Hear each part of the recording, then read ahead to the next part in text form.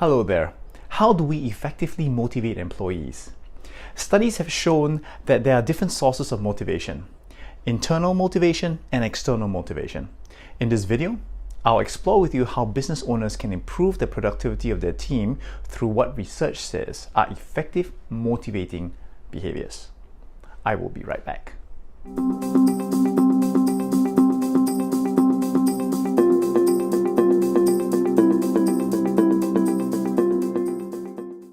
Welcome back. My name is Raymond Huan, and if you own a business, you're interested in business, or wish to learn the tips and tricks on how to operate a business better, I encourage you to click on the subscribe button that you see before you right now.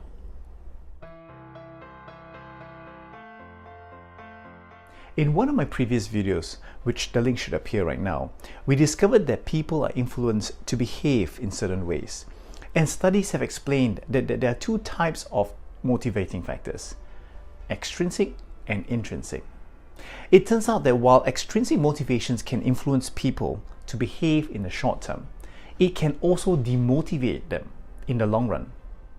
Ted Spountis, the vice president of Simpler, a communication system for employees, perfectly explained why extrinsic motivations do not work.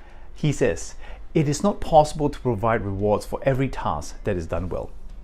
When good performance is closely linked with rewards, extrinsically motivated employees won't take an extra responsibility unless they can see a payoff." So therefore, if we want to encourage the right employee behavior in your organization, we should focus on fostering intrinsic motivation. So how do we foster intrinsic motivation? I would like to share with you 3 possible avenues for your consideration. Studies have found that employee autonomy could boost job satisfaction and productivity because it gives employees a greater feeling of responsibility for the quality of their work. One way that business owners can offer autonomy to employees is to allow employees to determine when and where they work. Note, however, that this requires setting boundaries, because research has also shown that too much autonomy can also backfire, and I'm sure many of us have experienced that.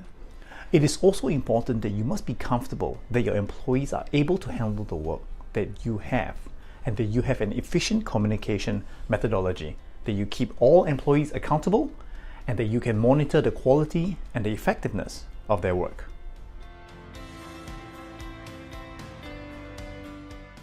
Collins SBA cut the company working hours in half while paying the staff the same salary, so long as the employees got the job done.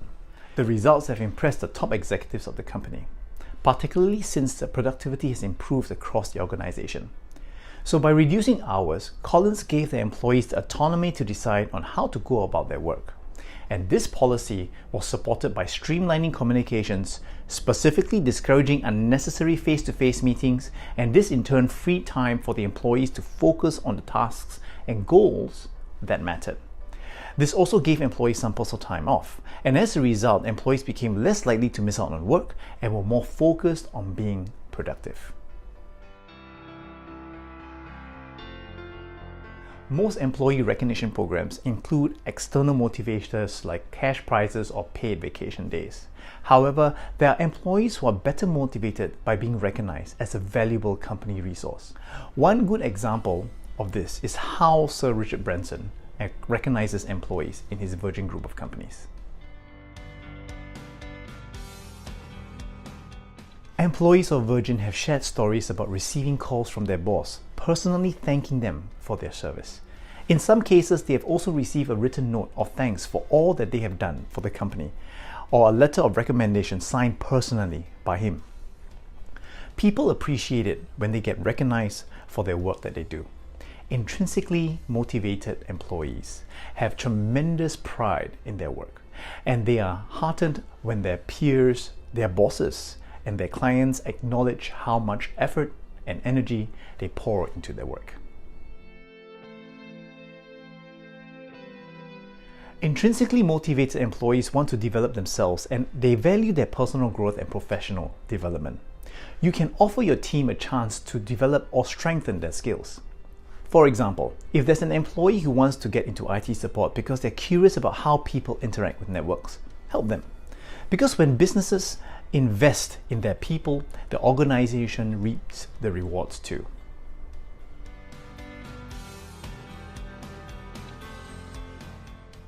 One of the founders of this Australia-based startup, Epic Digital, realized early on that their processes needed to improve. This required a set of leadership skills they acknowledged that their current team did not have. They were taking on bigger and more complex projects, and having improved their management skills would help them move along. Because of this, the founders decided to enroll their staff in a diploma of leadership and management. Operations soon improved after, but the trainings did not stop there.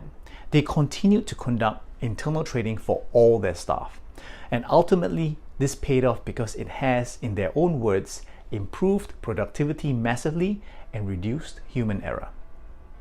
So in summary, the best ways to motivate your employees is to focus on fostering intrinsic motivation. You do this by allowing employees a reasonable amount of autonomy, by recognizing employees' efforts and their contributions to the company, and by providing them with opportunities to grow and to develop through training. If you're interested to know more about what a business has to go through when facing exponential growth, you can download the first chapter of my book, From 20K to 2 million in 2 years, absolutely free here. The chapter talks about the differences between a good and a great business, and puts out questions that make you consider how you can turn your business from good to great. Thank you very much for watching this video, and I look forward to catching up with you in the next video very soon.